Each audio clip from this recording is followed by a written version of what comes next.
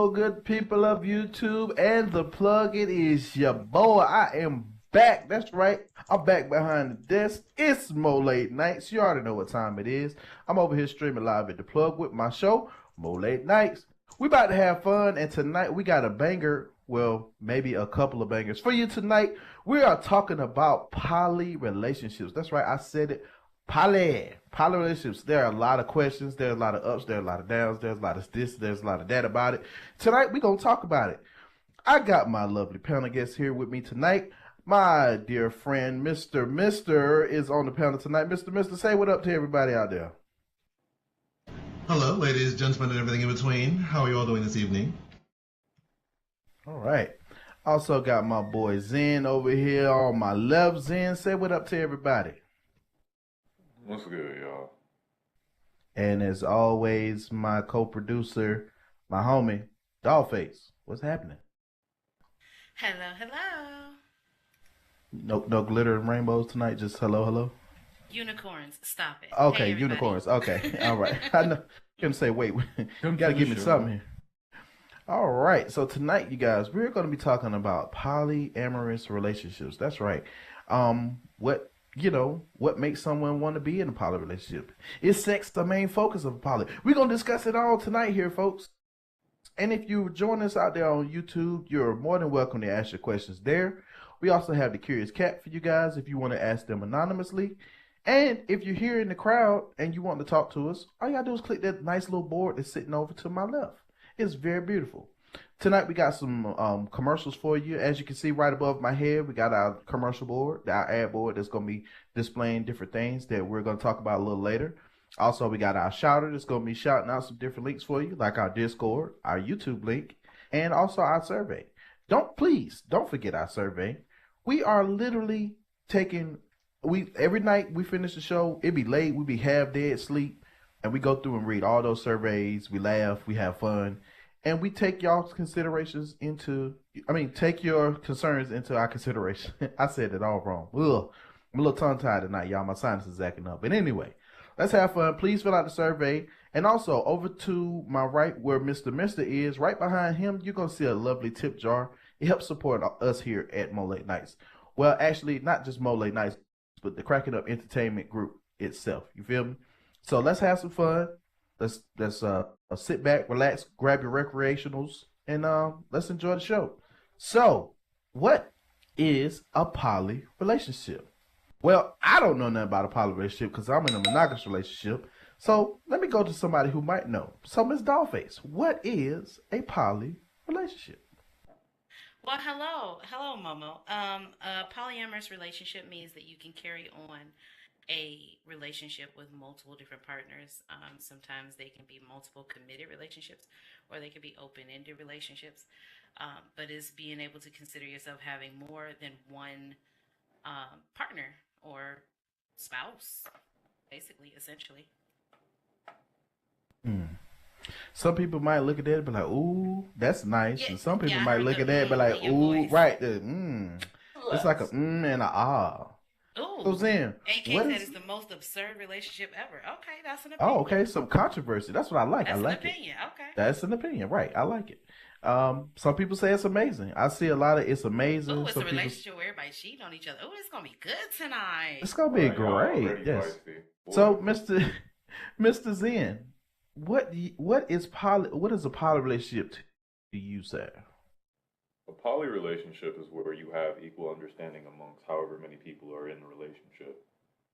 It has to be a minimum of 3, and everyone involved has to be okay with everyone involved in the relationship. If you don't have that mutual understanding and acceptance, then it's something entirely different. Okay. I see that we got Mr. AK already up on the board. Mr. AK, I'm gonna come to you in just a second. Let me get my Mr.'s opinion on this. What is a poly relationship to you, Mr. Mister? Yes. I believe that polyamory is a modern take on relationship. Before, relationships were defined by necessity. Monogamous relationships worked because they were fiscally required and socially required. However, as we've evolved as a society, relationships are more important and being emotional. They're predicated on the feelings you get from another person. That being said, since you aren't trapped or socially forced into monogamy, some people opt to expand their relationships to more than just one person. It is a consensual agreement between multiple parties to determine what kind of interval or what type of polyamory relationship they use. There's many different variations, and I'm sure we'll get into that later, but it is the new age of relationship where need isn't the sole defining factor that determines your relationship. Love it. So well articulated. No, that's Love it, love right. it, love So it. well articulated. I love Mr. Mister. I love when he talks and speaks. It just amazes me. But I digress.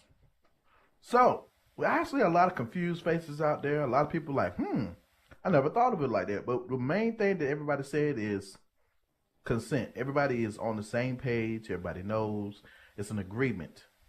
It's not something that's just surprising on you, like, you still with your baby mama, but you got a girlfriend. It ain't one of those type of situations. That's not a polyamorous relationship. That's just somebody doing some nasty, fucked up shit. But Right. let's go to the crowd. Let's see where this controversy lies at. Mr. AK, what is your question? What is your take on this topic right now? So my question's based around, okay, so a poly relationship, right? If in say scenario, a poly relationship, people decided to have kids within that relationship, is that not damaging to the child or any future generation? Because it would cause confusion of how many parents they have, and I'd like to speak on that. they would have That's a great question. seeing their partners and stuff, or seeing their parents and stuff, sleeping with multiple women and stuff, and what if that damages their mentality into thinking that's a norm that they could just Okay, that's Ms. how Dahl, it would should you like to? Yeah.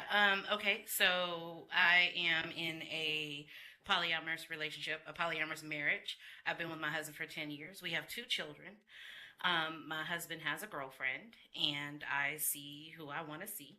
And no, it does not affect our children. Right now, our children are both under 10, so they don't know what's happening. It also depends on the dynamic and the rules that you set up around your relationship and your home bubble. This is our home space. We're married. We're in love. Like, we have a family. We have children. We don't bring that to our home space. For example, my husband's girlfriend, she has a house of her own, and she's at a full understanding that when he sees her, they go there or they go to a hotel. I've met her. I'm aware of her. She knows who I am. We're friends on Facebook, but she does not come within. You know what I mean? She doesn't come in my home circle. So no, my kids are not confused. We have code names when he's going out with her. We call it he's going gaming. He's going out with his friends and he's going gaming. So I mean, your kids are exposed to what you let them be exposed to. I'm not saying that they're stupid, but it's all about the parameters you set up within your relationship and the people you're in relationships with. Am I allowed to comment? That's what we Of course, yeah, absolutely, of course. Okay, sure. So, Oh. so you say that you guys have got code names and etc. And you also mentioned that your 10-year-old kids are, let's say, ignorant to the actual reality of what's going on. 2 things. So when your kids start becoming ignorant and they understand exactly what's going on, do you still feel like that would have damaged their mentality or thinking of a traditional marriage? And Not at all, because we're not teaching them. It's a taught behavior. We're taught that monogamy is the right way, and that really came along with religion. Once religion became a thing, it was one man, one woman, right? Right. This is why our beautiful LGBTQIA plus people are going through what they're going through right now. But with that being said, it's just like religion. It's about how you answer the questions of your children, how you present the information. No, I don't think they'll be damaged because they're not being taught monogamy. They're not going to be taught that this is something to be ashamed of or that you shouldn't be doing or anything like that. So, no, I don't think that they will be, in your words, damaged in any way. I would also like to interject just slightly. My kids are a little bit older. My kid, I just sent one off to college actually. Sad for me, very expensive. But what I will say is that yes, oh my God, children are very. nest. Well, no, I still have one. Okay. Children are more astute than most people give them credit for. But at the same time, yes, normal is what you teach them. And like I said earlier, we don't live in a society that pushes monogamy anymore. If that's your choice, then by all means, that is your choice. But remember, monogamy wasn't born necessarily of religion, and it wasn't necessarily born out of that's the way people are supposed to be. Mammals aren't monogamous. And I'm not saying I'm not gonna, devolve humans to simple mammals. Right. But what I will say is that before birth control, before Planned Parenthood, the ability to control pregnancy, the lot in relationship between men and women in relationships were different. Women were dependent on men because if they got pregnant, which they very likely would, since birth control wasn't very widely spread, that kind of was their life. That has not been the case since the 50s. A lot of things have changed in society because of that. This is one of them. And rights. They got rights too. Oh yes, rights. Go ahead. Did you want to comment, Zen? Yeah, I mean, we're still on AK's first point, right? Yes, we are. Okay, cool. So the whole thing with the children, the confusion, the feelings of, jealousy and shit like that, those are all taught behaviors again by religion. If me personally, my elementary years were spent in private Christian school, and one of the things we had to do was read the Bible. And if you look at the Bible, all those books in the Bible, but they don't let a woman say one single word. So if you're basing your view of polyamory on an Abrahamic religion, whether you read the Quran, the Torah, or the Bible, those are all Abrahamic religions, and they all kind of do this weird thing where they enforce monogamy on women through the book of Esther, but then they promote polyamory through the tales of Solomon and David, because those niggas had hella wives. Y'all in church listening to pastors and shit absolutely, you know what I'm saying, denounce. That's true with the Quran, but in a way I'm talking about how they kind of pigeonhole women. Because I think that was kind of where you were going with that with the kids and all that shit. I'm picking up what you're putting down. Yeah. This conversation has taken an awkward turn for me because I'm a very devout Christian and I'm also polyamorous. You see what I'm saying? And you know what? And that's but that's fine. Thing about what, you know what I mean? And there's nothing wrong with that, mister. We all have our opinions, and I'm loving that we're able to share them tonight. All right, so let's go out to this lovely audience that we have out here who is very talkative tonight. Miss Sabi, I don't know if I said that right. You're up next. What you got for me? It's Are you Sabi? working from Okay. the board? Okay. Yes, I am. Want to make sure. Okay, perfect. it's poly relations deal with multiple people, and realistically, jealousy could be involved as it is a basic human emotion. In this situation, is jealousy and polyamory fixable? You have to be I'm honest. sorry, your about phone it. was ringing a little bit. You said, is jealousy? I and I apologize lost for that. you. Is it fixable in a can you hear me? polyamorous relationship? Oh, okay. I don't want to jump out the gate and be the first to answer every question, so I'm gonna wait. I'm gonna let somebody else go first. I'll take this one, or at least I'll start. It's fixable if you're honest about the feeling, but if a person can't be honest about why it makes them jealous, if you ask them to, and you're trying to have a conversation with everyone present, because if you're going to address jealousy in a polyamorous relationship, you have to air everything out in the open with the people that are involved. Otherwise, the person that's left out, is going to feel like they're being ostracized, or, you know what I'm saying? They'll just feel like less than because of it, or like they weren't given a chance to be consulted about the feeling. I feel like there is a lot. Sorry. No, go ahead. I feel like there's a lot of misconception when it comes to polyamory, and I feel like that is one of the chief ones.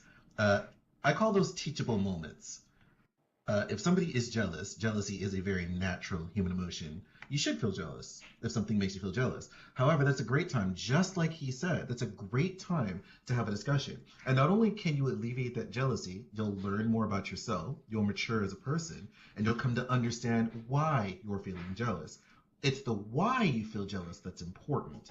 That can be addressed.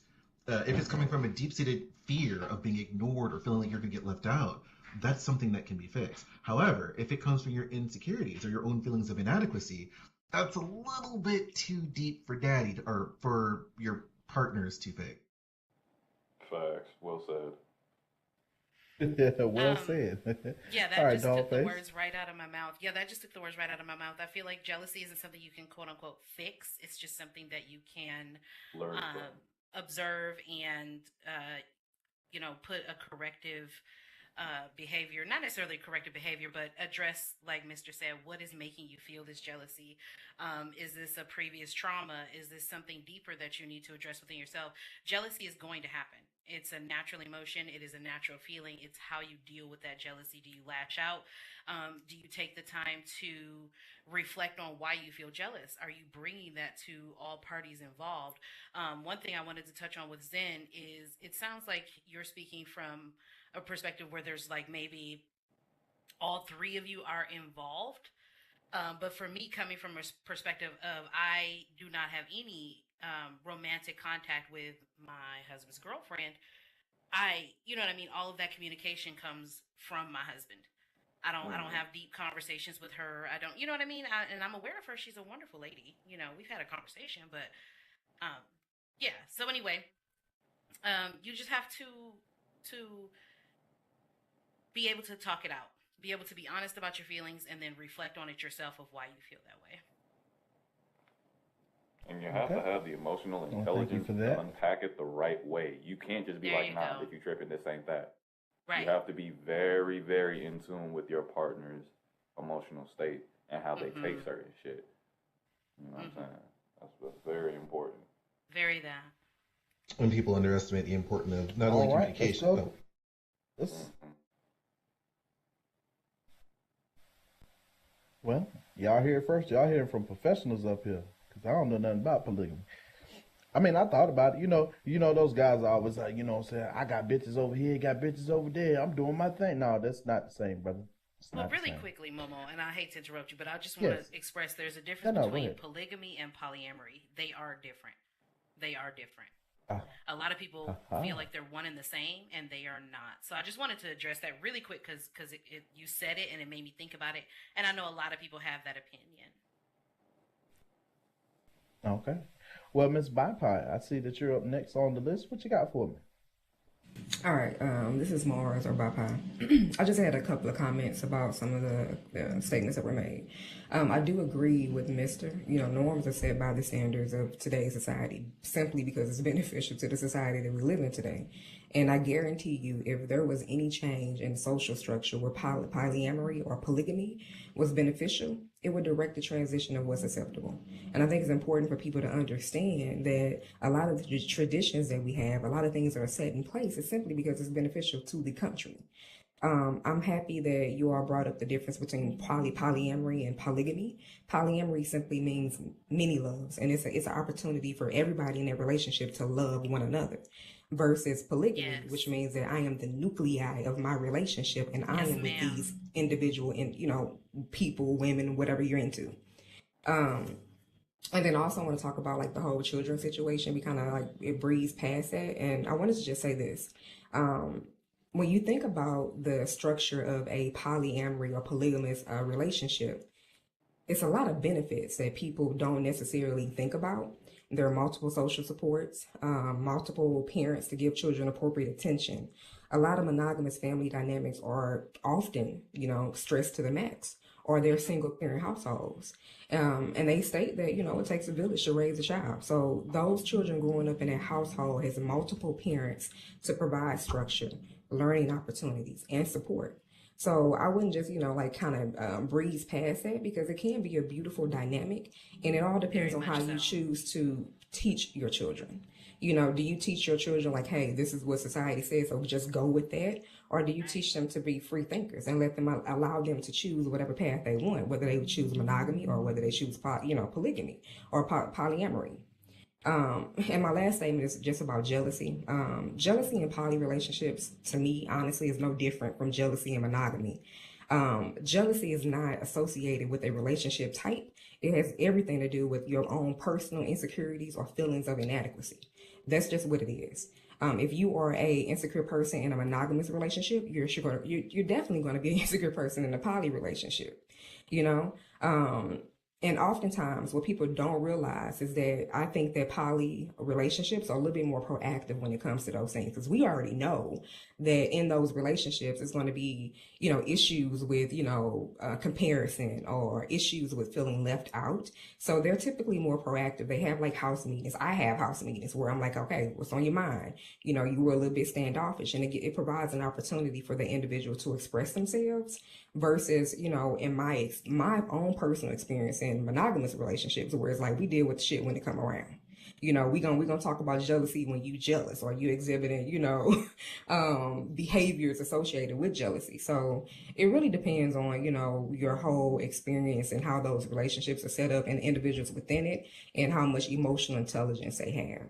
Some poly relationships are messy as hell. I'm not going to, take up for these individuals. Like some of it is poorly put together because you have a lot of insecure people, or you have a lot of people who are uncomfortable with being honest about who they are and what they want. I tell people, I don't want to be monogamous in SL. Yes. I practice monogamy and poly, in real life. But in SL, I don't want to do that. I want my SL to be completely fucking different from my real life. And if I choose to, have multiple, exactly. If I choose to have multiple people, I'm going to let you know. I'm very fucking transparent. When I meet people and they want to talk to me, I let them know, hey, I got two situations. I got my submissive. I have this person, and they are here to stay. Can you handle that? And if you cannot, then we can be friends. And I think that sometimes a lot of people have that issue with poly people because of the lies that may be told or the lack of understanding about how poly dynamics are set up. That's all. Well, thank you for that. I really do appreciate it. I wish you would have joined the panel, when we asked if anybody would like to join, but I thank you for that. You know what I'm saying? Thank you so much. Well said. It was beautifully said. Yes, it was. Next up on the list, Knobs. Nose. I'm messing up people's names tonight. All right, what's your question or statement? So, as far as everything I'm hearing, I am not convinced at all that polygamy / polyamory, whichever, and they're technically the same thing, except for one refers to marriage, where the other one straight up refers to multiple sex partners. I'm asking, I haven't heard. Can anyone present an actual case to why is it good? Because essentially, first, the one ma'am that's yeah, she said on the stage. Excuse me. The young lady that was just up. Yeah, the one that's married and says her husband, uses code words around the kids to refer to when he's about to go see his girlfriend. The fact that in itself already is like a sign that this is no good. And marriage by definition is monogamous. So I don't understand what you mean by open marriage or polyamorous marriage, because essentially your husband is going out and cheating on you. No need to dance around it. Even if he has your permission, that's exactly what's happening. But let me say something about that, because he's speaking to me, so I'm going to respond. Oh, okay. Okay, go ahead. Number one, my husband is not cheating on me. Cheating by definition is you're going out and you're with somebody without my knowledge, my consent. We're in a marriage. Yeah, I said he's cheating on you with your permission. I'm sorry, I let you ask me. I'm going to answer you. So he's not cheating on me, okay? Because I am in the know. I'm at the understanding, and I also go out and do what I want to do. I am his nesting partner. In certain poly dynamics, you have a nesting partner. That is your number one. You know what I mean? If you will, let's go to the streets. That's your bottom bitch. She always make the money. You always come back to her. That's our dynamic. With us using code words around my children at this time, again, my children are under 10 years old. When the time comes and we are ready to introduce that and have that conversation with them, we will. It's just like any other conversation you have with your kids. I'm not going to talk to my daughter about periods and puberty yet because it's not that time. Same thing with my son. I'm not going to talk about morning wood because it's not that time. Thing. Why are you dancing around it? Time to talk to my kids when we're ready. So I'm not dancing around anything that you're asking me. I'm answering you, and what's happening is you're not hearing the words that you want to hear. So you're interrupting me because you it's not what you want to hear. So why don't you tell me what it is you want to hear? and It's I'll tell you nothing if that that I applies want to to me or hear. not. The case is, how is that appealing? Essentially, you're settling for your husband. I'm sorry, I don't mean to get First of all, hostile. I'm It's not just settling. the case. Okay. The case I'm trying to hear is what makes polygamy good and if it works. And I haven't heard a case May I yet. interject? Okay. No. What's up? I will, mister, in just a moment. What makes it good for me is it works in my marriage. Okay? There are people who get married and divorce within a year. I have been with this man for 10 years. So we're doing something right. And I feel like that's a contributing factor. I cannot be everything that my husband needs, nor can he be everything that I need. I am a firm believer that not one person can fulfill every need in your bone or your body, or want or desire or whatever. Yeah. There are things that he and I don't have in common. There's things, even if you want to just take it to something as basic, what I'm sure everybody want to hear, sexual. There are things sexually that I want that he does not want. And we're both okay with that because we're in love. We committed our lives to each other regardless to who else we see outside of our bubble. That person is at an understanding, and everybody is doing what? Communicating. So that's my response. I heard you said the nesting. I would like. Hold on before we, but Mister and he responds. Let's all try to remember. Let's respect one another. If someone's talking, let them finish, and then allow them enough adequate time to respond. But go ahead, Mister, and then we can come back to you, Nas. I'm going to interject, and I'm going to make this less personal because I'm going to just straight up answer your question. No, marriage is not defined between a man and woman. Marriage in America, which is where we are, is a legal contract between two consenting adults to share property, emergency rights, medical rights and reasoning, and other legal entitlements. It has nothing to do with your religious text. So when you say marriage is monogamy implicitly understood, that is actually incorrect. It is a legal contract with the state. That's number one. Number two, what benefit does it have? Easy. It makes them happy. Period. That is the benefit. It's not anything more complicated than that. It makes them happy. If you personally want to infuse religion into your legal contract with the state, that is your choice. But when you say marriage, and from this point on, when the word marriage comes up, I would thank you all to remember marriage has nothing to do with your religious text. It is a legal contract with your state for shared property, assets, medical and emergency rights, and final rights. Period. No sky dad involved. That part. You said it at the beginning. It's a contract between two people, i.e., monogamous. That's why I asked. What's the point? No. That's in the that's the literal definition of marriage. And again, why even be married if you two can? Because essentially, I don't see the point of the marriage if you two can do all of those things. Okay. That's not exclusive No. to marriage with other people. Did you not hear the part about the contract, about the legal final rights, etc., etc.? This is why people of the same sex were fighting for rights. Because two men could be together and spend 40 years together at one point before 2000 and what was it? I don't know, 14, 16, something like that. 15. And that man could die and his partner, his life partner, got nothing, was able to make no decisions. That is why I have that legal binding contract. It is simply a legal binding contract. I know I love my husband and he loves me. You're right. We don't need the piece of paper. But if he died tomorrow and I was not married to him, my children would have nothing. I would have nothing. I would have no rights to say what happens to him. It's just a contract. It's a legal piece of paper with your state. Like Mr. said, I don't know how it could be made any clearer for you. I really feel like it's not what you want to hear. And I feel like the answer is so much more simple than you're making it. It makes them happy. Sorry, guys. I don't want to interject like this, but if we can, only because the time, we're on a time crunch here and we do have a couple more names. I just want to, we can always revisit this after we get off of YouTube. I love the controversy. I really do. But I do want to try to get these questions out because I know you guys have other bullet points as well. And we're on a time crunch a little bit. If we can, I'd appreciate it. All right. Well, thank you, Miss Bella. You said it better than I was going to say it. Beautiful Proof. What's up? What you got for me? All right, can you hear me? We can hear you. All right, great, great. So, I just want to say,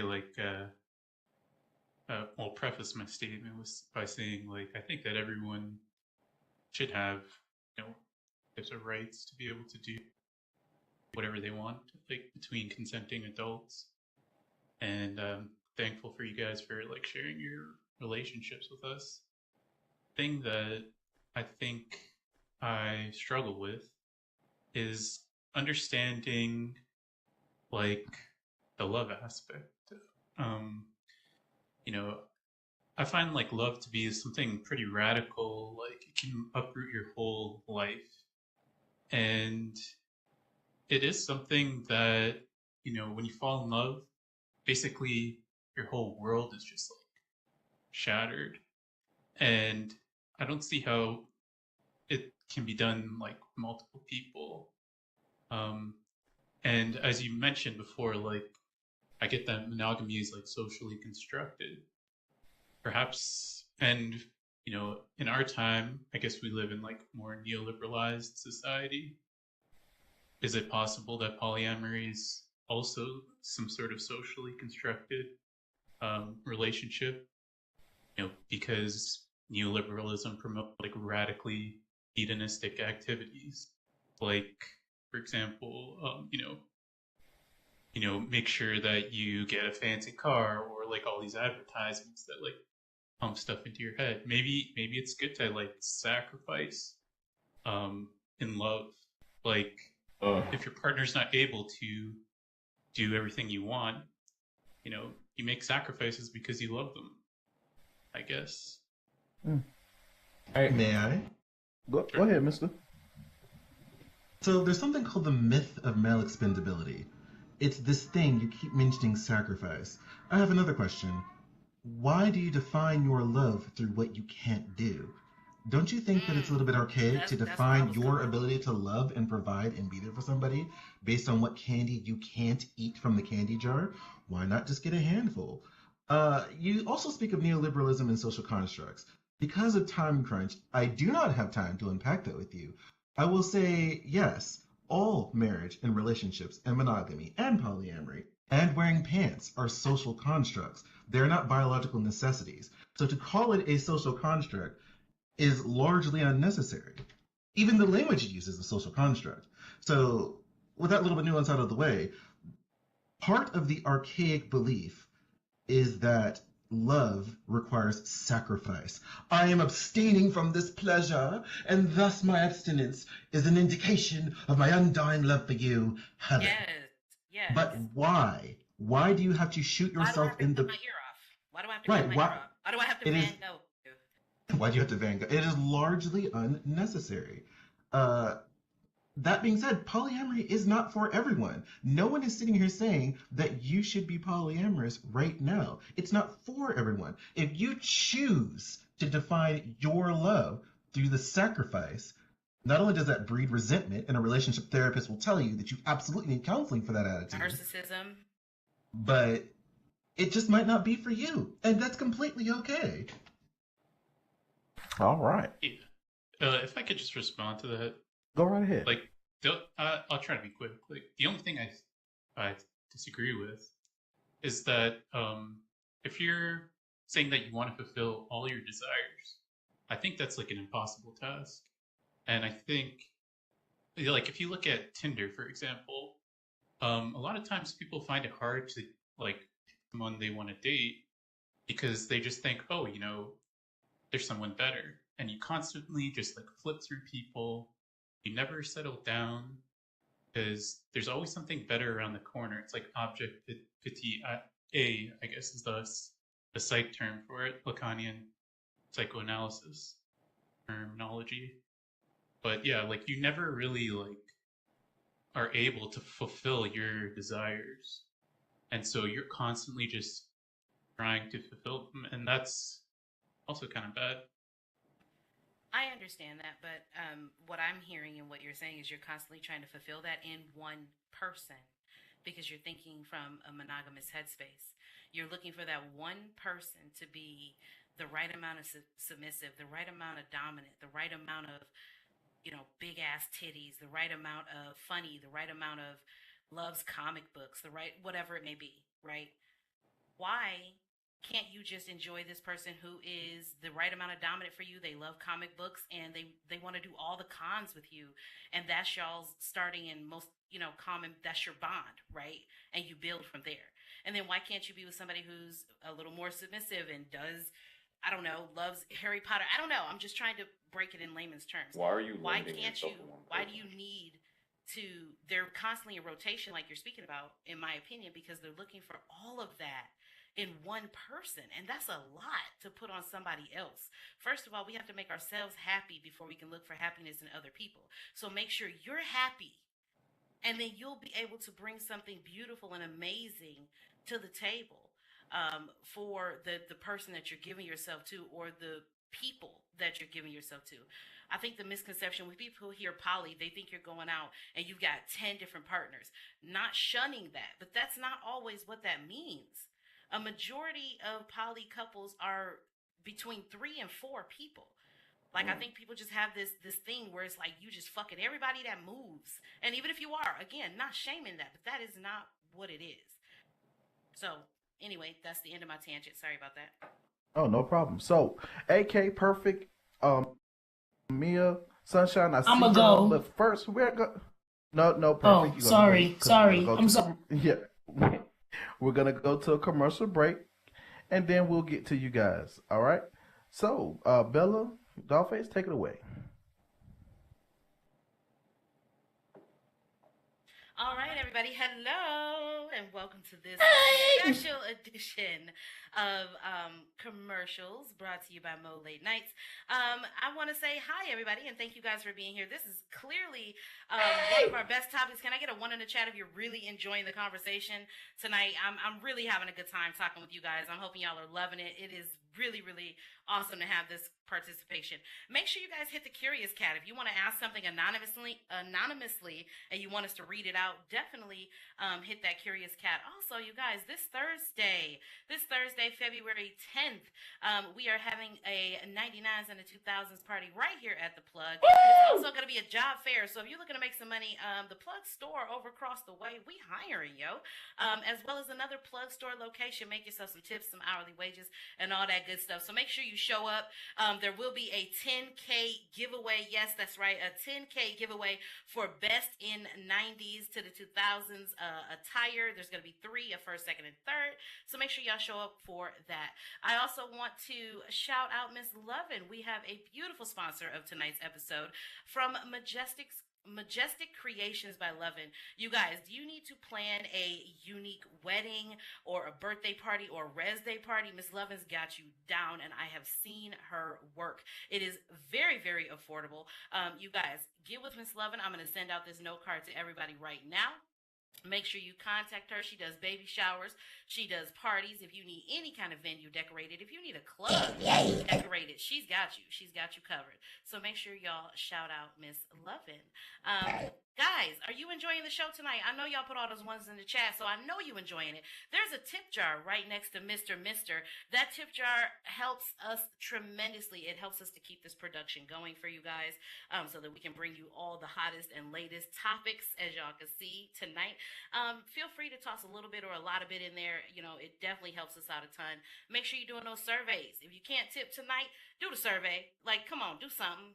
We bringing you content. We bring it to you every week, every Monday, Wednesday, and Friday. Hit us with the survey. Let us know what y'all think about what we're talking about. Give us new topics that y'all want to hear on the show.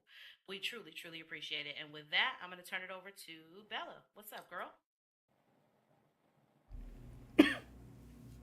Hey. Okay.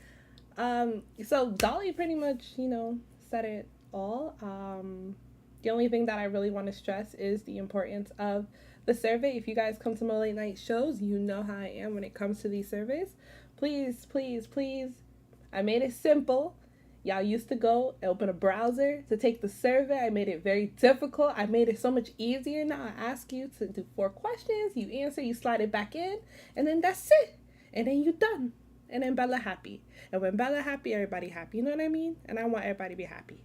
So just make Bella happy. But yeah, so that survey, and we really appreciate you guys participating. Like the YouTube, it's popping right now. So thank you guys out there in YouTube land. We are so happy to have you. Thank you guys for participating. The audience, guests, people, like, I don't know, last show the waiting list was empty. Now we got people on it. Like, we can't even get to the other bullet points, but it's okay, because I love it. I love to see the activity in here. And like, I wanted to say, you know what Momo said, please remember, guys, this is a debatable topic. A debatable topic. This is a controversy. So I love the back and forth. I really do. Let's just try to keep the opinions and conversation to a minimum so we can really push through, because I got 2 hours on this YouTube. So with that being said, Dolly, could you do the ads? Because I don't have the heads up. Thank you. I just did Lovin's, and I've got 2 more for our next 2 commercials. That's perfectly fine. So we'll get right back into it. Thanks, guys. All right, Mama. All right. So since AK wanted to let Perfect go, she wants to go. Miss Perfect, you may ask your question or statement now. Okay. So first, what I wanted to speak on is the jealousy thing.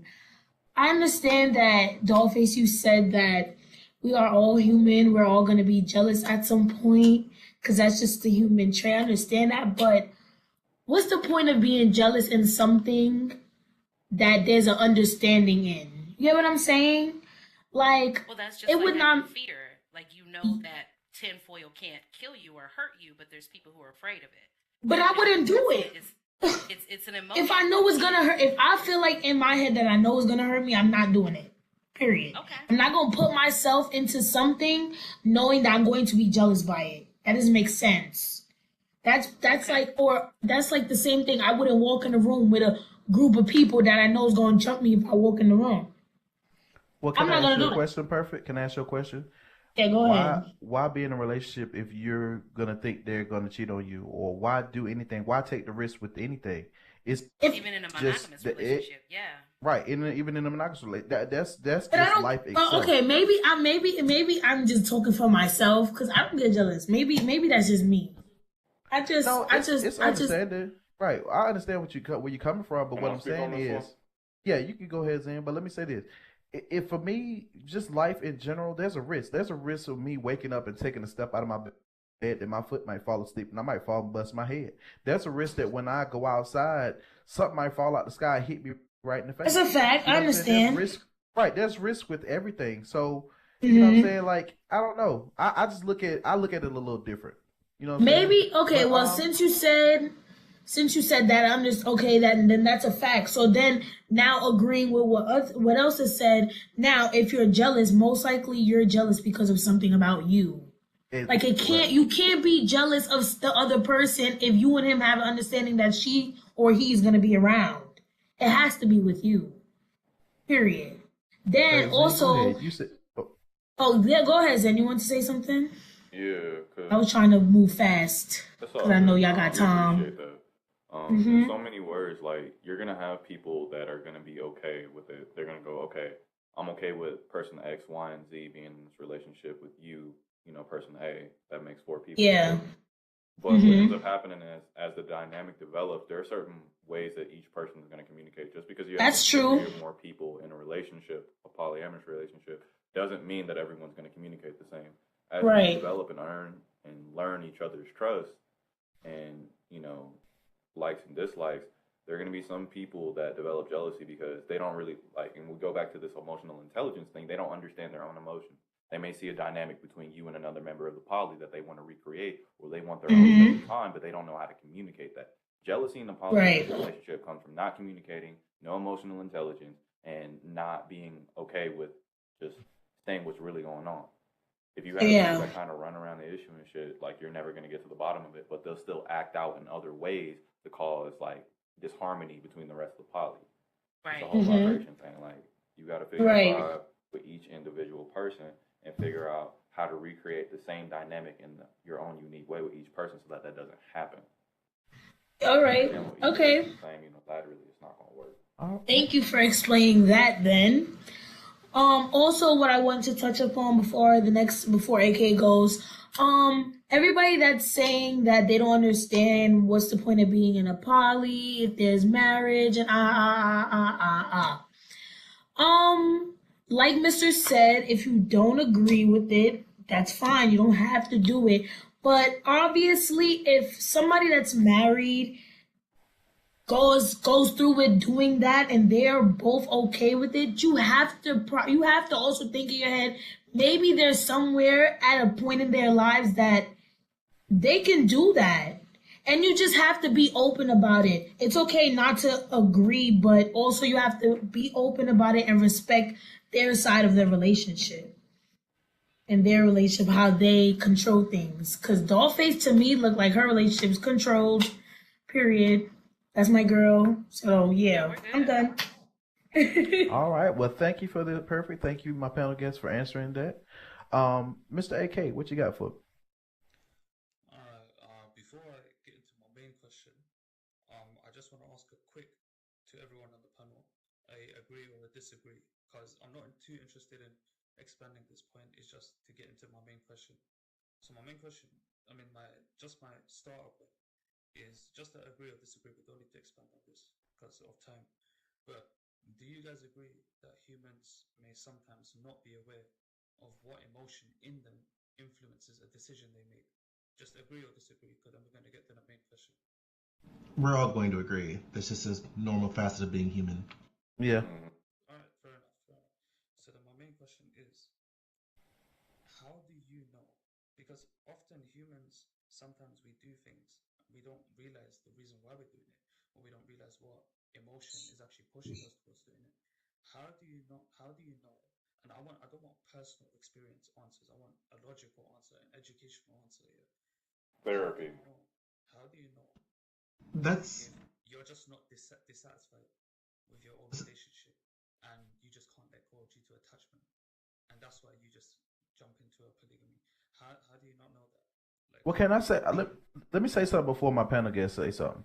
So I don't know how many have y'all have ever been in a relationship where you love this person deeply, you love them, but you're not in love with them.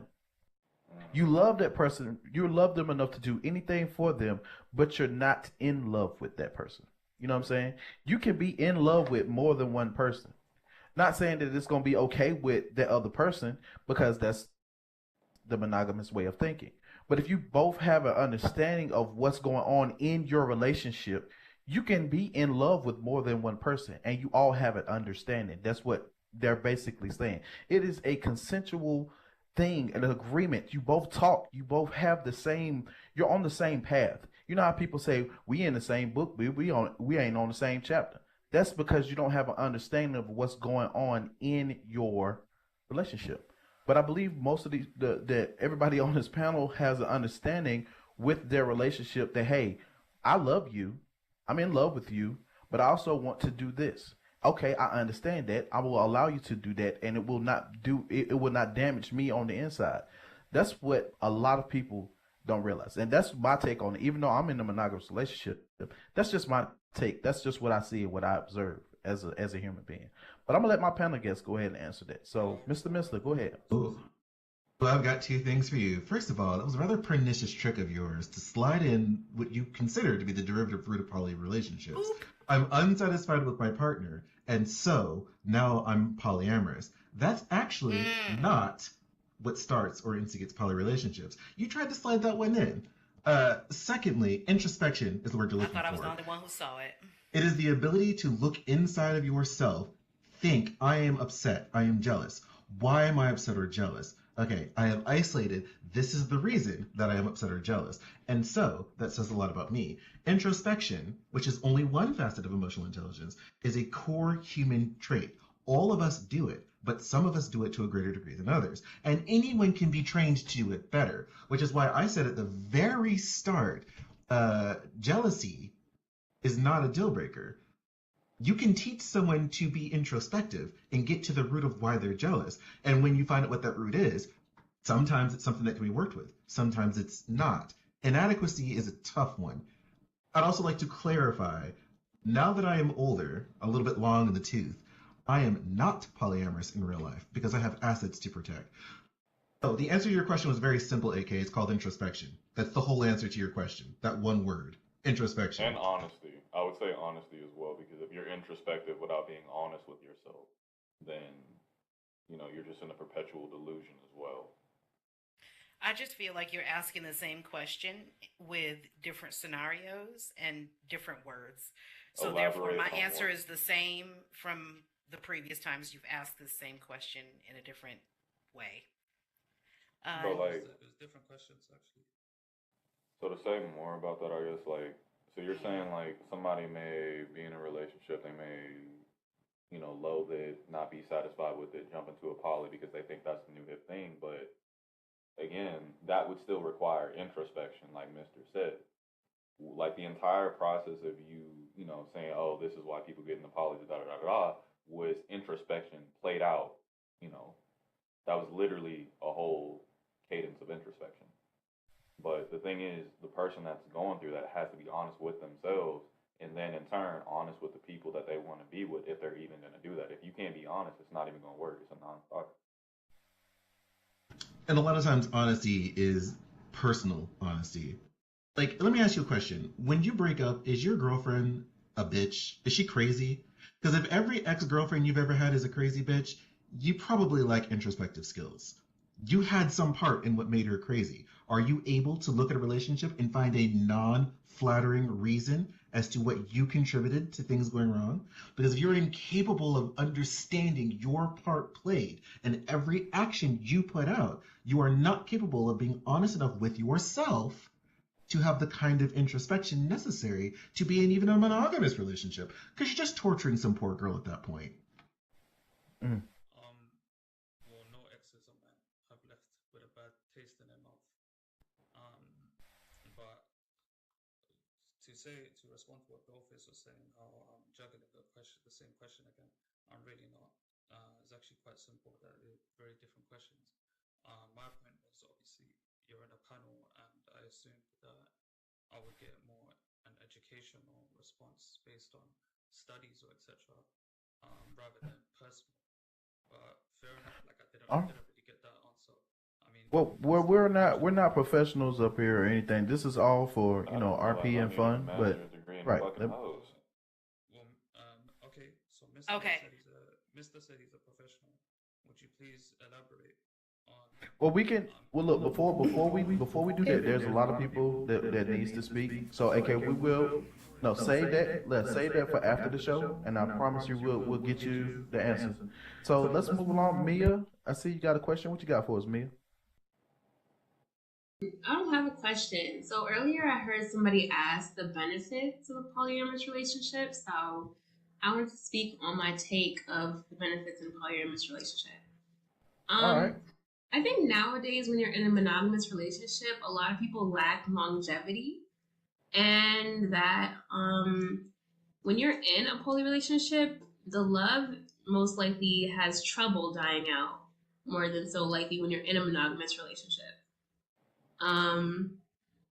So, and also when you're in a poly relationship and you have two women or just three people in general, not only do you guys have multiple sources of income, and it's not damaging the kids, it's actually very helpful to have more than enough help instead of worrying about having lack of care for your kids. Also, the empowerment in the relationship and lifting each other up in case you guys do have insecurity or jealousy problems. So that's all I really wanted to say. It's not really more so of a... You had a statement, not more so of a question. Okay. Yeah, I was just saying, it's more beneficial than people think it is a negative thing because, yeah, you also do have the aspect of friendship in the relationship. It's just a big family, basically. So it's more so less damaging than a regular monogamous relationship where you go off and cheat anyways, or you guys have trust issues or insecurities. Okay. Well, thank you for that, Miss Mia. Miss Sunshine, welcome back to the show. What you got for us tonight? Hi guys. Okay, so also I don't have a question. I have some statements. Okay, and go right just ahead. some things that I've heard everyone talking about. And one thing that I wanted to say is that some people have been addressing polygamy or monogamy as a you have to or you don't. It is a personal choice. You can't tell someone if this is right for them. They can decide. Only you know if this is right for you. So someone has said something about, and I think it was AK, about can you say something logical about this topic? He wants to know a fact. Okay, so I'm going to tell you some facts. Dopamine and love. Okay, anyone who's experienced love know that you don't get to decide who you love and when you love. So with that logic, right, I would say that it is possible to love more than one person. So if you love more than one person, then do you see where I'm going with this? Then you do what you do. Or you decide with that person that you love what's right for you. Anyone who's been married, and I think I've said this in another conversation, anyone who's been married knows it is not a one size fits all. You have to decide in that relationship what's best for you. So no one has the right to come in within two consenting adults that have a relationship and say, this is right, this is wrong. No one has that right to do that. I digress. Thank you so much for that, Sunshine. Blaze, I see you got something for us. What you got, Blaze? Yeah, I kind of was picking up before. It kind of sounded like some people in the audience was kind of figuring that if you're in these relationships, it's because you're settling. Like you're doing it because you can't find a specific one to love. So it's like I'm gonna spread it amongst whomever. And that's what I'm kind of getting from like some of the audience members. Like you're only doing it because of like a settling type thing. And I don't feel like the people who are in these poly relationships, it's more their decision type thing, not doing it because I haven't found who I want to be or whatever. But I did want to ask a question about the children, because I've always jokingly said I could do poly if emotions and feelings weren't involved. Like on paper, it sounds great. Multiple incomes, someone at home taking care of kids, yada, yada, yada. But I did want to ask for those who are in families with the poly, because like because society's going to pretty much teach your kids monogamy, right? So when do you, or how do you, or do you even tell them about like, yo, dad has a girlfriend, I have a couple boyfriends? Like, is that something that they'll just find out, something that you just keep from them, or is it just each is their own? So for me personally, like I come from a split parent household. And so as I became an adult, like I want to say 17 and beyond, both of my parents started having conversations about the things that they did in their younger years while co-parenting me. And it's not really anything that like fucked me up or whatever, but it's something that you as a parent have to judge based on your child's emotional maturity and how you introduce the concept of sex and procreation to them.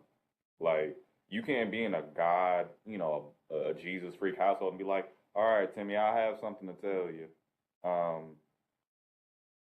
When I tell, talking about doing all type of salacious stuff in confession, that's not going to work. Right? So you have to make sure that as you're raising your child and you're communicating certain things, you're honest with them about what certain stuff is. That way, when you have that honest to God conversation with them as an adult, they're not looking at you like a hypocrite. That's the biggest thing. I think that every parent's fear is to like catch hypocrisy or, to be a hypocrite when they're trying to give their child a lesson or like steer them in the right direction. And part of that is knowing when to properly expose them to something. Like, if a child is just very, very astute, like Mr. said, and they pick up on shit quick, you can't lie to your kid. When you lie to children, they don't trust you and they don't take you seriously, and they end up going to fuck off and do dumb shit. Excuse my language. They go off and do things that aren't very bright or financially sensible. Um, so yeah. Oh, all right. Thank you, Zan. Anybody else want to respond to that? He hit the nail on the head for me. It's knowing Okay. your kids and their emotional maturity and the right time to have a conversation.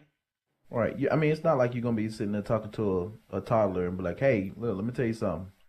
Daddy's got a girlfriend. Right. You know, what I'm saying? Right. Right. That is, Very I that. don't think that's conducive to the whole dynamic of parenting. But move right along. And guys, we're gonna try to speed through this because we still haven't. I mean, we touched some of the bullet points, but we haven't touched them all. So we're gonna try to get in there and at least tickle them a little bit. But be the proof. What you got for us? Okay. So yeah, like, as for settling, like, I don't think, it is settling. I think it's like the opposite of settling. In a sense, it's like having, you can't ever settle down in a way. Whereas, if you're just in love with one person, then you've made your choice, that it's only going to be that one person, and in a way that's kind of like settling. And I don't think that's a bad thing. Like, is it possible that you choose a person and then you're no longer like in under the control of your desires, and in a way that's like more free because you're less controlled. To me, the only other point that I try to get an answer on is that like, it's kind of seems like people are describing love without the fall. Like, there are some sacrifices that you may have to make if you're in love with one person, but in a sense, maybe they don't want to have to make those sacrifices. It's like if you eat a piece of cake, it may come along with a lot of calories. If you have a cake with no calories, in a sense, that's a lesser. It's like, seems like a lesser cake. Like, you don't actually love that cake as much because now you're eating it. There's no sacrifice you have to make. In a way, you kind of are loving that cake less. You're not making sacrifices. And I don't mind you affirming your beliefs because that's fair. But a more accurate comparison would be you love a piece of cake, but there's also another piece of cake and you're still hungry. So why not just eat both pieces of cake? That's perfectly fine. So, and here's the rub. Your definition of love is very self-sacrificing. And if you were in a monogamous relationship, a relationship therapist would tell you that is going to breed resentment. You are not allowed to take sacrifice into your metric for relationships because then you'll start feeling like somebody owes you something. Maybe it's not you, but that is what the literature would suggest. I'm not a marriage counselor, just a mouthy nurse with a BSN. But I have seen on many occasions that when you start taking sacrifice into account for your relationships, you are going to resent your partner. And that has nothing to do with polyamory or monogamy. That is a personal thing. That's human fucking nature. Eat both pieces of cake if you want to eat both pieces of cake. If you do not want to eat both pieces of cake, do not eat both pieces of cake. It's easy. Right. So, like, you don't think... Right, it's a choice. Are there at no the end of the day, it's a sacrifices that you choice. have to make in a relationship? You make sacrifices in all Of course relationships. one. Like, Right. nobody's saying that And everything, even in friendships, right? Yeah, you do. Mama? All right, so before we get to Bella and Bai, I really do want to really focus on these next bullet points, and you know what I'm saying. It's the question: is sex a main focus of a poly life? Is sex a main focus of a poly life? Mister, what do you think about that? Well, I'm glad you asked me, Momo. If you asked me, in my personal opinion, I would say that sex is not a main focus, or it is. Because polyamory is just as diverse as any other relationship dynamic. Some people are polyamorous strictly for the sexual satisfaction between multiple partners. Some people, myself included, like to cry when I watch horror movies, and sometimes I just like to be snuggled on both sides. So for some people, it's a more of emotional attachment. And I feel like it's just as dynamic as monogamy can be. It's going to come down to the people that are involved. I know polyamorous relationships that are emotional relationships where the third partner, it's a hinge poly, third partner is just an emotional relationship. He doesn't touch him, and she is very much so in love with him. Again, I just think it comes down to Ms. Dog. Okay, Ms. Dogface, what do you think? It's very that. No, it is. Okay. It's not, strictly based upon sex. There is that hinge. That's what I was going to bring up. There could be a partner that's not sexual with one of the other partners or both. I mean, it's not just that. It could be very sexual. It could be emotional. It just depends on the person, their dynamic, and the agreement between the parties. Okay, all right. Zen? Y'all have got to stop relating your perspectives on polyamory to monogamy, because I'm literally reading the chat and listening, and everything that's being asked or presented is predicated on a monogamous standpoint. How are you gonna figure out whose kids they are? What about the jealousy? What about this? It's again, the first thing I think all three of us said when we spoke about polyamory and about what it is to us and about how it functions is that there's understanding and consent. And again and again and again, I hear about sacrifice, I hear about jealousy, I hear about all of these things. And then I hear people that are just not willing to accept the fact that there are people that, may not want sex. And there are people that may want a lot of sex. And that's the point of the poly, is because it fits you in the unique way that you want it to. It's a slice of life type of thing. It's a make your own pizza type of thing. You can make it whatever you want to make it because it's your relationship. You have to take ownership. You can't let a social construct, like Mr. said, define how you make your own custom pizza pie. If you like pineapple on your pizza and somebody's like, ew, that's fucking disgusting, what's wrong with you? And you don't do that, but you really like pineapples. Are you being true to yourself, and are you enjoying the most that life has to give you? I think that's the point that many of us are trying to make. I love that analogy. Love that. Stop yucking people's gems. I'm sorry, I didn't mean to I didn't mean to cut you off, but that was a great analogy. Stop yucking people's gems. You have to be comfortable with wanting more and being okay with having more. You can't say I want more, I want all this stuff, and then be afraid to have more. And that's some real, and you want to talk about introspection, you have to look yourself in your own mental mirror and say, am I okay with having all this? If I have all this, am I going to feel guilty? Am I going to feel like I should be sacrificing something because of my mental template and how I view the world and my dogma or whatever it is?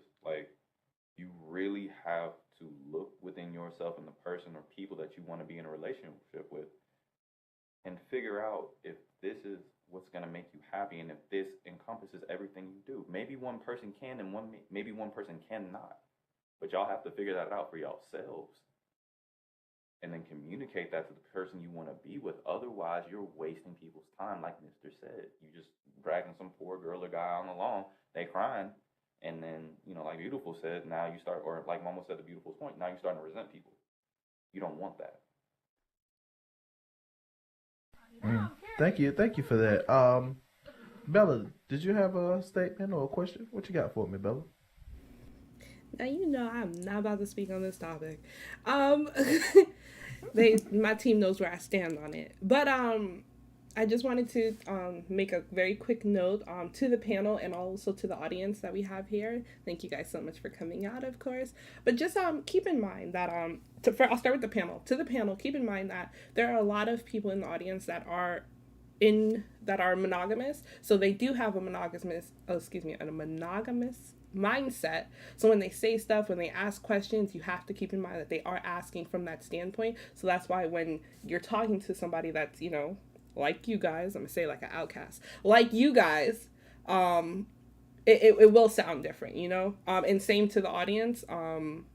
Their lifestyle is different from a lot of you guys, so just keep that in mind. Again, no problem with the discussion, the controversy. That's what debates are. That's what this podcast is for. But I just want to keep the respect levels there, that we respect everyone, and just keep in mind that we are on different sides, some of us. But that's all I wanted to say. All right. Well, thank you for that, Miss Bella. Bipod, what you got for us, Mars? I'm gonna make it real quick. I just wanted to say, in our relationships, I think that we use people, period. You know, every relationship is a give and take situation, no matter if it's 2 people, 1 people, 3 people, 4 people. The concept of being a quote unquote homosexual now, you know, people may get into a relationship because they need somewhere to stay. So as far as like the whole concept of like poly being, you know, just for a sexual driven relationship, there are some monogamous relationships that way. You know, again, these are characteristics that are not necessarily associated with poly relationships, but everything to do with the individual person. The last thing I wanted to say, and I know it's going back a little bit, but just, you know, let me get it out. I do believe you have to, like, if you really want to understand something, do the research, because there's a lot of journals and educational books that actually talk about poly relationships or non-mononormative relationships. You just gotta know what to look like. You know, you can try the Journal of Sex Research. You know, that's like a really good common one that may have some articles about poly relationships. And I also think that you got to approach that situation with an open mind. Because if you are only seeking the answers that you want, you're not really trying to understand something. You have to challenge, you know, your mindset of the world around you and truly approach that from a very unbiased place. And you got to do the work in order to be able to do that. And I think that once you do that and you find whatever information that you're looking for, if it happens to change your mind, then great. If it doesn't, then great. But you've approached it with an unbiased mind, and you've allowed yourself to receive information and process that information and find out if it works for you. Debates and discussions, you know, to me are held not to force a change of mind, but just to shuffle some ideas around. You know, I think that the monogamous community is giving us some food for thought, and we're giving them some food for thought. And if everybody walks away unchanged, then that's okay. But if I get, you know, hear a gem or something and I decide to apply that to my life, then that's okay too. That's all I want to say. Oh, well, thank you so much for the or Mars, whatever one you prefer more. AK, what you got for us? Bro, my question doesn't really have too much to do with sex within polygamy, so I'm not sure if you want to hear it or not. Okay, we can save it. We can save it for the after show. We can save that for the after show. Oh, that's fine. Well, with that, we're gonna move right along with the next topic in the discussion.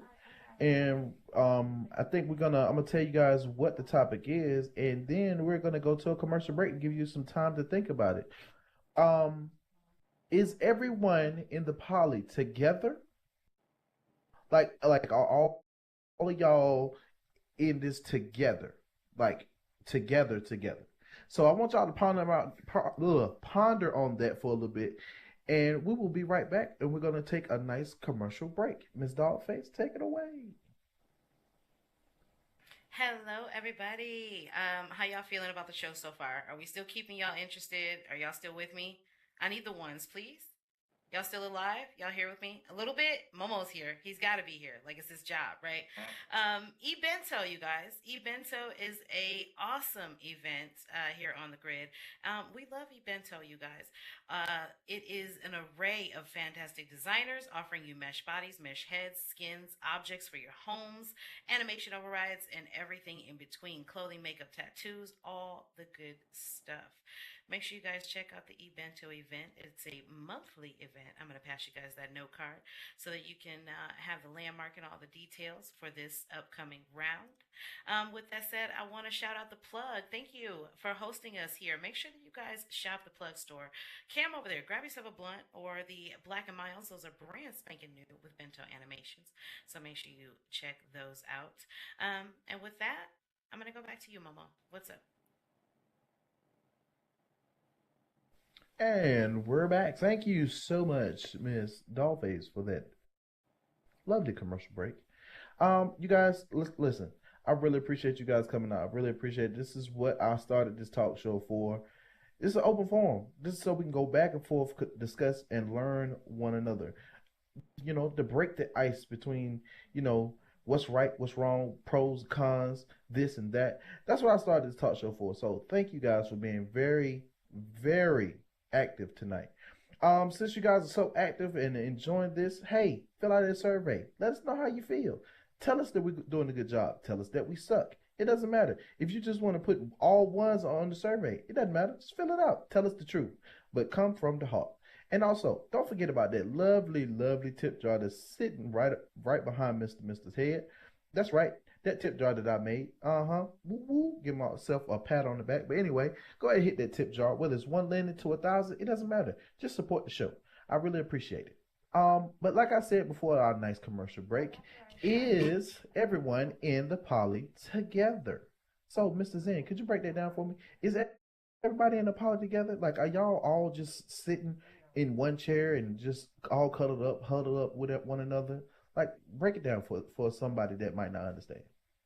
Okay, so, and I don't want to do what Bella said I did before, where I come at people for the monogamous standpoint, but it can be like that. Like, you can have group time and you can have individual sessions with different people, but it's about how you want your time. Like, me personally, I tried to divvy up like personal time for everyone that was in my poly, where I gave them their quality time. That way they didn't feel neglected. And that's very important. If you're going to have a relationship with multiple people, you need to figure out if, one, they're okay with hanging out in a group because they're extroverted, or if they're a little more introverted and they need, quality one-on-one time. That's very, very important. Okay. That's all I really have to say about it. All right, thank you for that. Mr. What you got for me? Well, just like anything that has to do with any kind of human interaction whatsoever, there's lots of variants. There's polyfidelitous relationships. There's relationships where poly is just hinge, where it's two people in a singular relationship with that one person in the middle, i.e., I have a wife and I also have a girlfriend, but my wife doesn't have any other partners. My girlfriend has no other partners. There can be flings. I consider swingers polyamorous. And there's some debate on that, but they're just in for a little tryst, a little late night tryst with a rando. I still consider that polyamory. So I mean, it's flexible. Sometimes, don't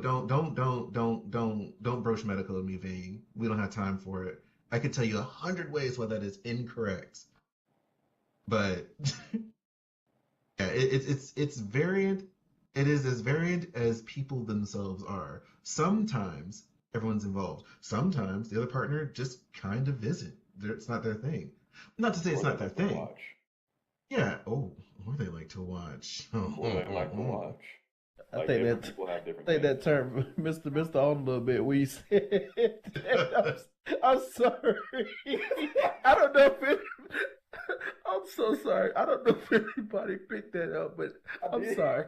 I broke character. I'm so sorry. Let me mute my mic. But Mr. there's you go. nothing wrong with watching though. Like, No, it's not. No, it's not. It's not nothing wrong with I'm here wanting for to be it. watched. I'm Right. here for it. All Yeah. right. Do I have any questions about this topic? I'm sorry, Mr. Beck. When he said that, you just like, oh, and like he just touched the soul for a second. I think he had a flashback. Right, he had a flashback. So is everyone in the poly together? Does anybody have any comments, statements, or concerns, questions? Any curious cats out there on this bullet point? I do. Could you? Is that Mia? I don't know who that is. Could you click the board? I think that's Mia. Okay, Mia. Hey, what you got for us, Mia? Okay, so so I noticed that like listening to everybody talk, like people are talking about how like relationships are like less stressful, and like it's honesty and like you gain more happiness from these relationships. So does anybody here still think that poly relationships don't have negative effects to the household? Nobody has said that we believe polyamory does not have negative effects. Okay, few people have, so that's not what I'm asking. I'm asking if anybody here has an opinion of it being negative towards the household. When you say people here, are you talking about the audience, the panel? Like everyone in general, like does anybody believe it has negative effects on the household? Okay. Yes, it has negative effects on the household. Everything has negative effects. Okay, well, what would you believe those are? Sure. I don't know that I've actually clearly stated where I even stand in any of this. I'm just up here talking on cruise control. I don't practice polyamory. When I was young and I didn't have shit, I was polyamorous. Now that I'm older and I have assets, I'm monogamous. but that's a decision I make. One of the things about polyamory is ownership of property, shared resources, and also medical rights. It's kind of wishy-washy. Say you get in a car accident, your girlfriend can't make life and death decisions for you. Your wife can, but your girlfriend can't. On top of that, when relationships come to an end, especially if you're not married, there's the thing about commonwealth marriage. So if you're living with people for 7 years and you're in these relationships and you're with two different women and you have common law marriage issues and then things go wrong, it's a problem. Domestic violence is not a disproportionately greater or lesser than polyamory. That's science fiction. Also, there is some social stigma in some places, but not everywhere. My philosophy is no matter what dynamic you are talking about, whether it's romantic or friendship, whether it's monogamous or polyamorous, every human you add stress and drama. The question is, are they worth it? So in a polyamorous relationship, you have more people's feelings to worry about. There's more chance for negative interaction. There's more chance for miscommunication. It's more work. Nobody realistic would deny that it's not more work. It is 100% more work. And sometimes people are not for that work. Sometimes people aren't even aware of what that work is. And that's where you run into trouble. I could go on. There's a lot of potential downsides. May I comment? Okay, well, I just wanted to know if anybody had any negative opinions about or positive, negative effects in poly relationships. One negative effect that I would say is that if it is, if the gender division is weighted one way, like multiple women or multiple men, the singular gender is going to feel more emotionally drained, especially if it's a man and, you know what I'm saying, he has like that social battery, that emotional battery to give and give and give. Like some men are like the sun and some men are like the moon where they wax and wane. Some men can give you energy nonstop 24/7 because they're built that way. That's their emotional disposition. Some men, you know, they give it to you in waves and then they have to, you know, wane so that they can collect themselves again, center themselves again, and get back to where they are.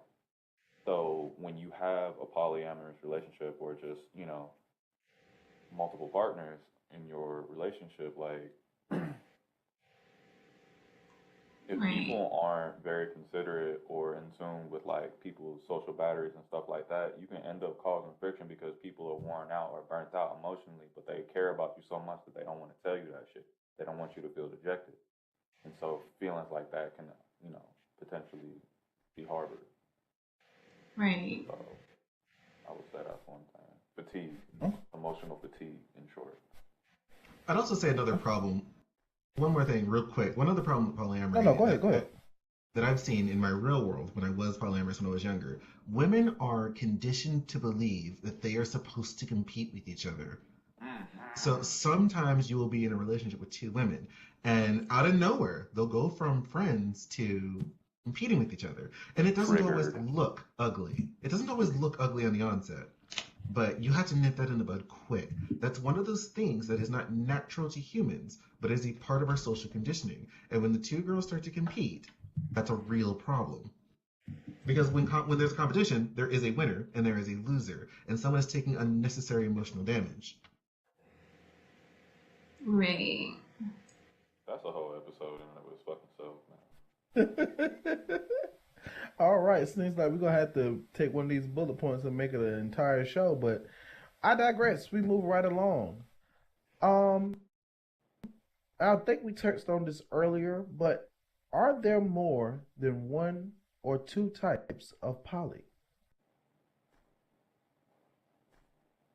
Zim, what you got for me? Pizza analogy. You said what?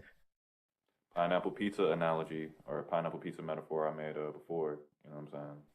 There are different types. Like you can have different kinks and different things that make your relationship what it is, but trying to just label it as a flat rollout, this is what a poly is, really isn't going to work. Different people get into polys for different reasons. Some people want a partner that they can watch, or some people want different stuff. You know? All right, Miss Dollface. 100% 100% no two poly situations are ever going to mirror each other or look the same.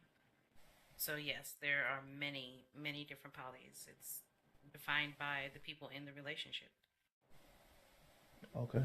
A lot of what I'm hearing tonight is coming down to literally consent and just understanding about your relationship that you and your partner or partners make. So, any questions, statements, or concerns about there being two different polys? I mean, two different types of polys, or just putting a actual label on a poly relationship? Anything? No? Mr. Mister, you got anything that you want to add? It's been said. There are different types of poly. There's different kinds of people. Makes sense. Sounds legit. All right.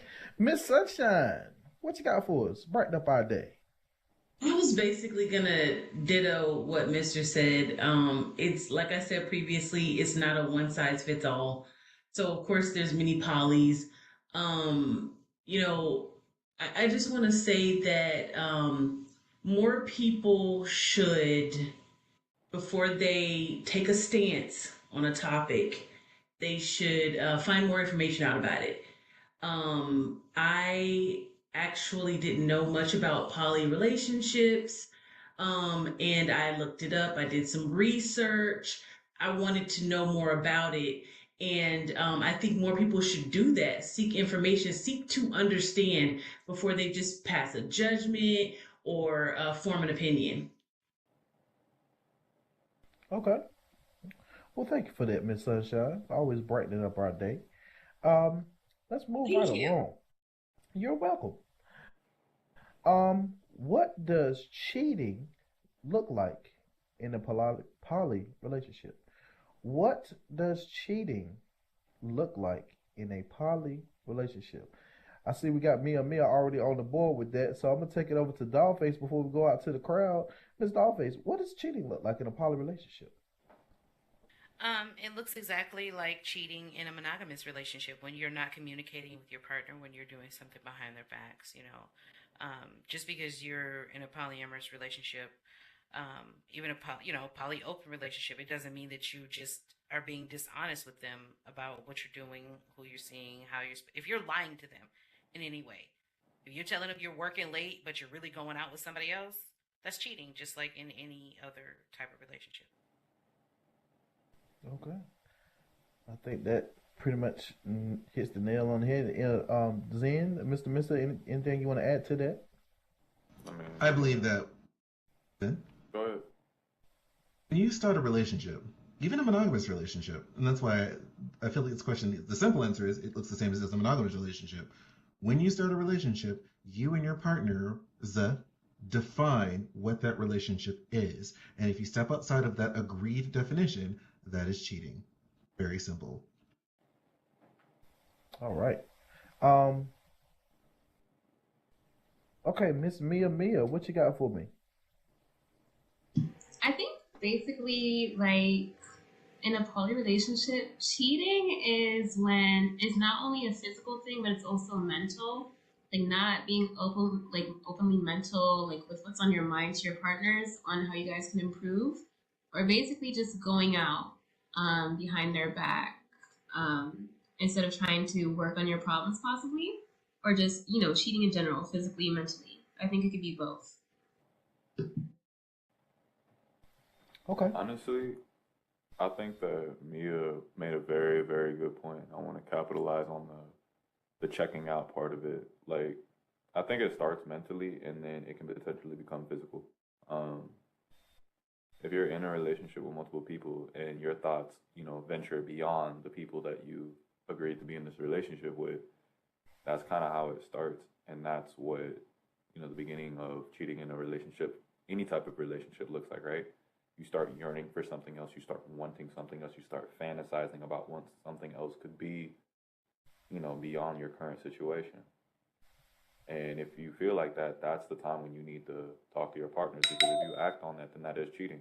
Yes, you're in a relationship with multiple people. You have the option to have sex with multiple people, but it's the people that you agreed to do it with, and everybody was informed and they consented.